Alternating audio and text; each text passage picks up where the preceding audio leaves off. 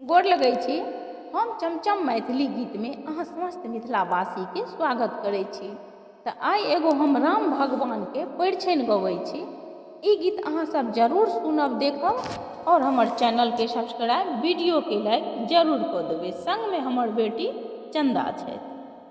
निंदिया के मातल दुल्हा झुक झुकी जाए है, निंदिया के मातल दुल्हा झुक झुकी जाए है। कहाँ गेली माए सुनैना पर छूजा माए है, कहाँ गेली माए सुनैना पर छूजा माए है।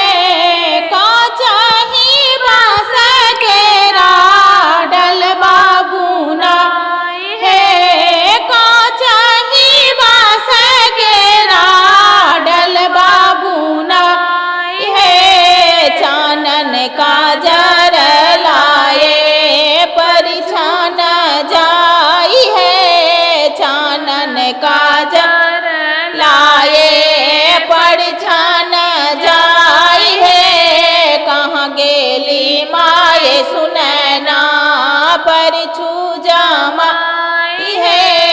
जहने हमार धिया तेहने जामा है,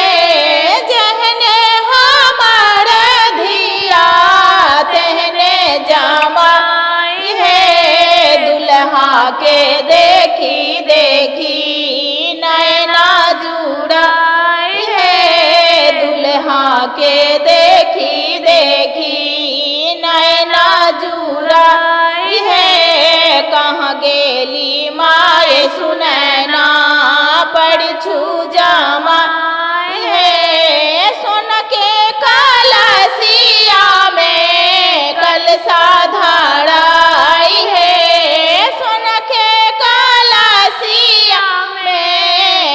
साधाराई है। दुल्हा के परछू सखे नाक धाबाई है, दुल्हा के परछू सखे नाक दाबाई है। कहाँ गेली माए सुनैना परछू जमाई है।